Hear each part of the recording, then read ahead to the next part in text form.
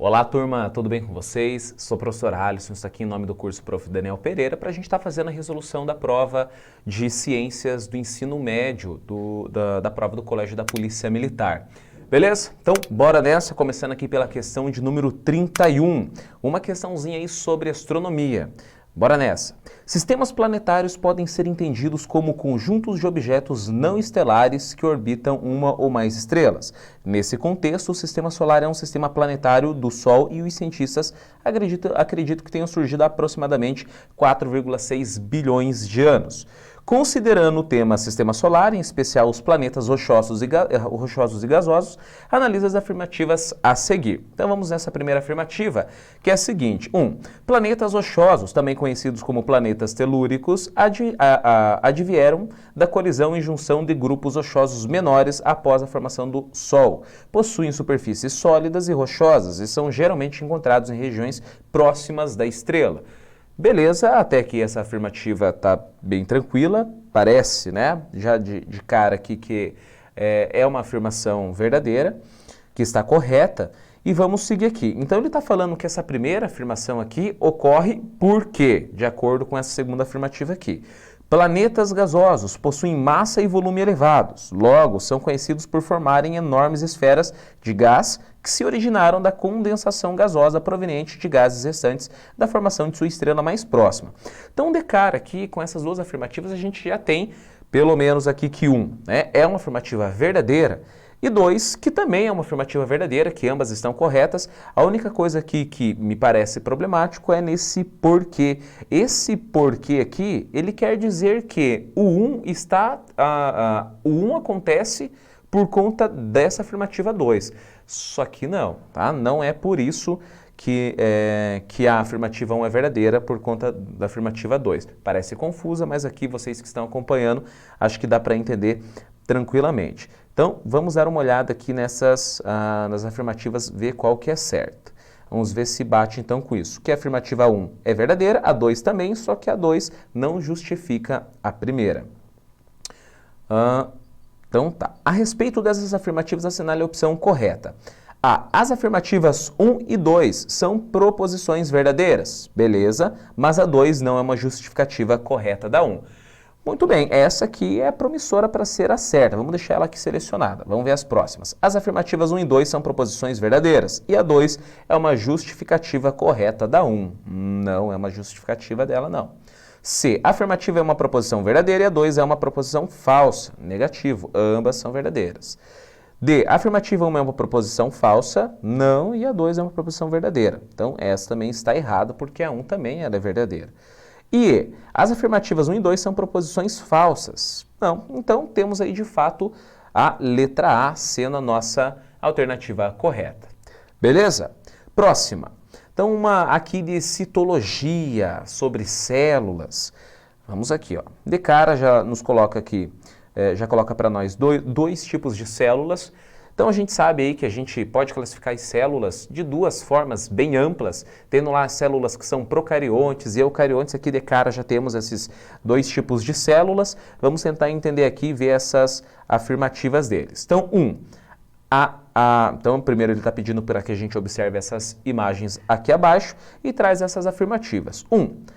A célula A é uma célula procarionte, verdadeiro. Então, essa célula A aqui é de provavelmente, né, uma bactéria, né, comum, e é um ser procarionte. Então, como que a gente sabe que isso aqui é um ser procarionte? Diferente da célula ao lado, que é um ser eucarionte, ali tem um núcleo, diferente da célula da letra A, que tem esse material genético disperso no citoplasma. Então, a afirmativa 1 está correta.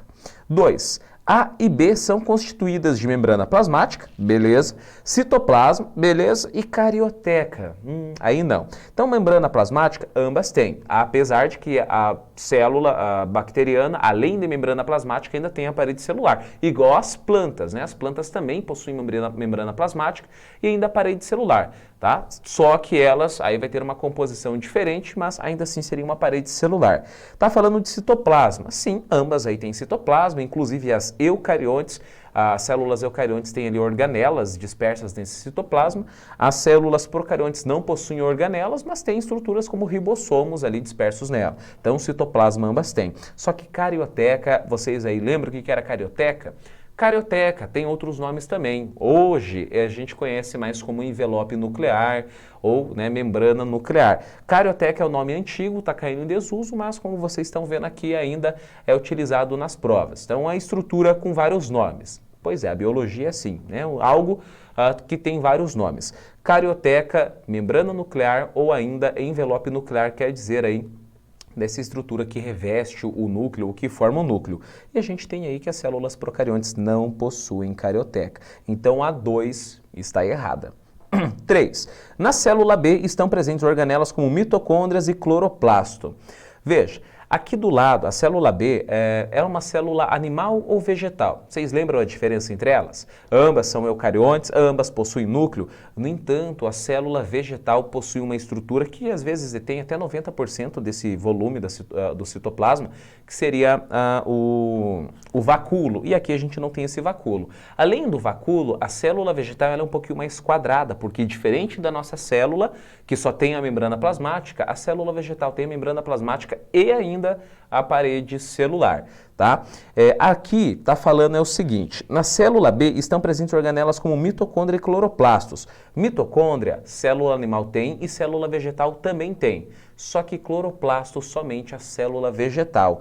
E essa aqui que a gente está vendo é uma célula animal, tá? Nesse caso aqui, como que a gente sabe que isso aqui é uma célula animal? Por conta do formato. Tá? Por não possuir ali a parede celular. Então, a 3 também está errada.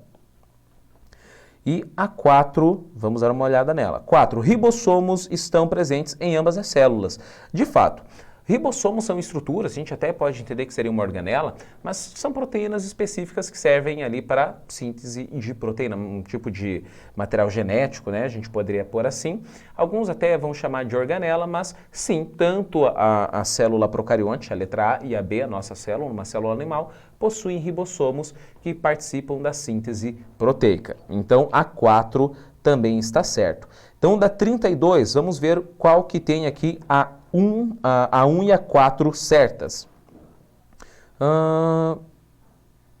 Estão corretas apenas as afirmações, vamos ver, da 31, desculpa, da 32, letra B. Então, marquem letra B. Tranquilos, né? Vamos ver agora a próxima, 33. Uma sobre mudanças climáticas, mudanças ambientais, educação ambiental.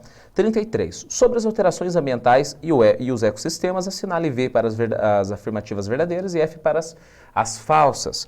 Vamos ver a primeira ali. Entre os prejuízos causados pelos incêndios e queimadas estão a diminuição da biodiversidade, que compromete as teias alimentares, e a poluição do ar, que aumenta os índices de doenças respiratórias.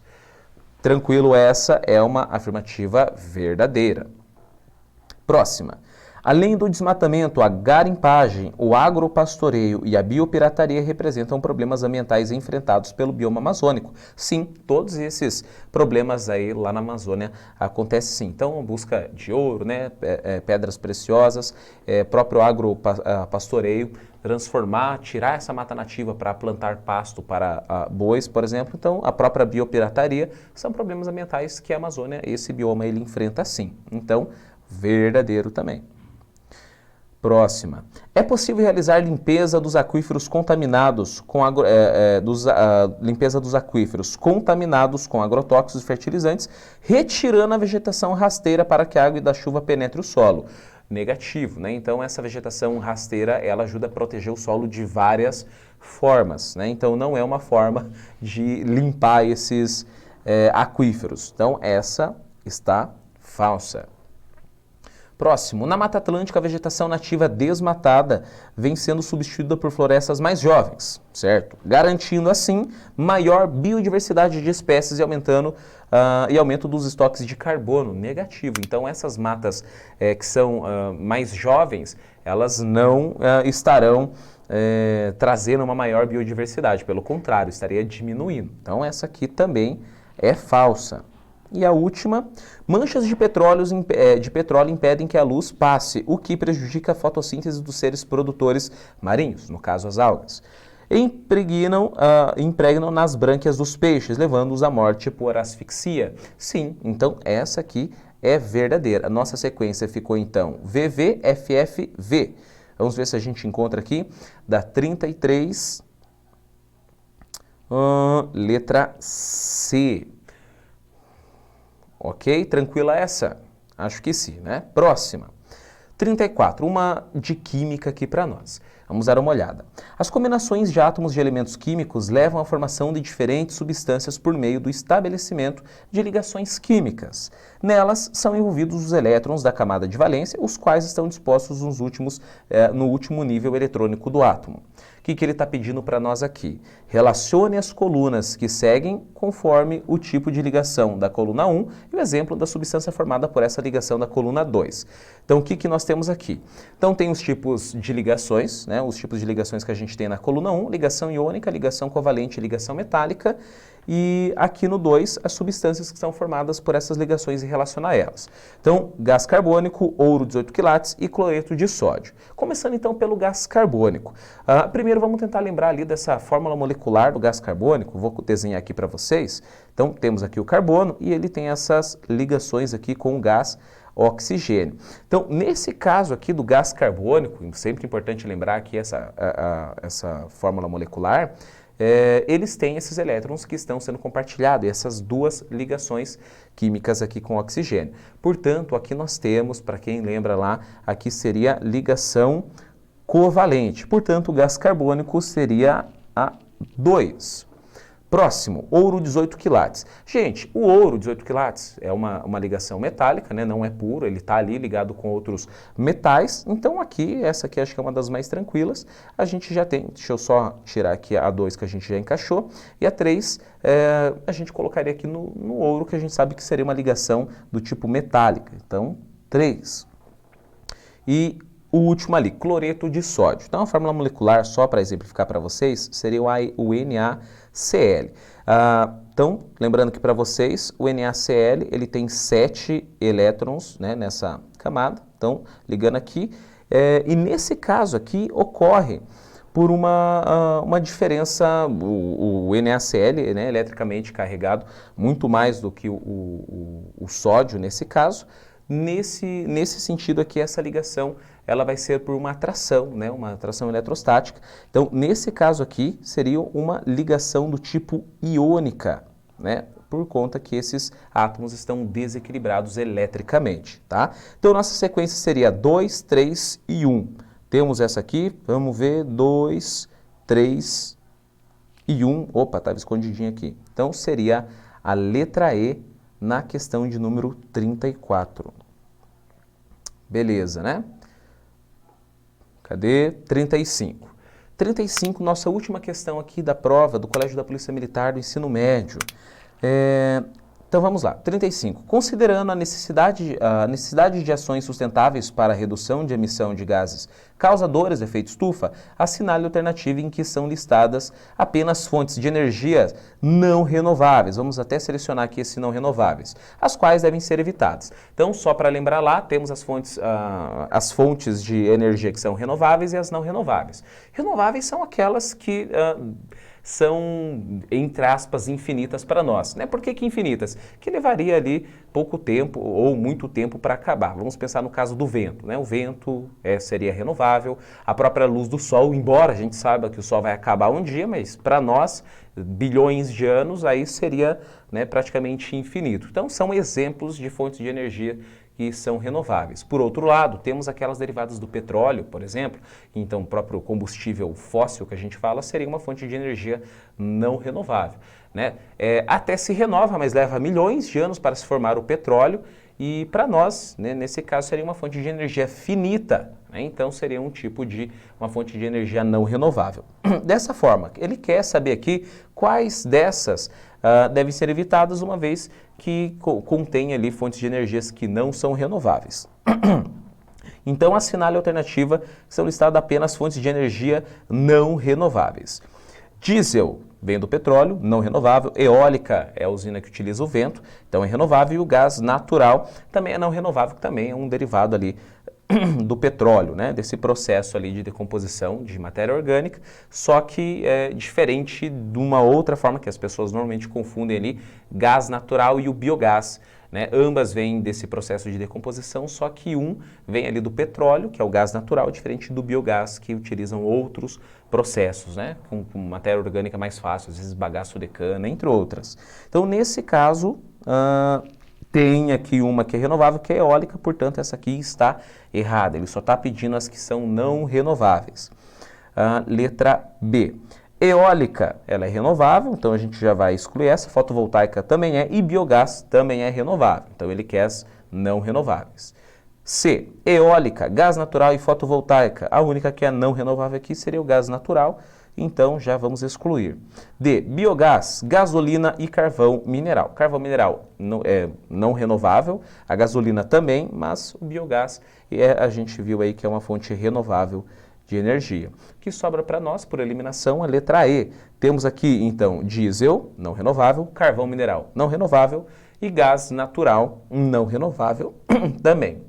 Então, o grande problema dessa questão aqui, que as pessoas podem confundir o biogás com o gás natural. Então, mais uma vez, o biogás, ele vem a partir de um processo muito parecido com o do gás natural, no entanto, ele utiliza uma matéria orgânica que a gente utiliza, né, sei lá, a partir de um plantio ali de cana, entre outras matérias orgânicas. E o gás natural já vem lá do processo que o petróleo está envolvido nesse sentido. Então, para nós aí seria a letra E. Tudo bem, moçada? Dessa forma a gente fez a resolução dessa prova aí para vocês. Espero que vocês tenham gostado, que tenha ajudado vocês e até a próxima.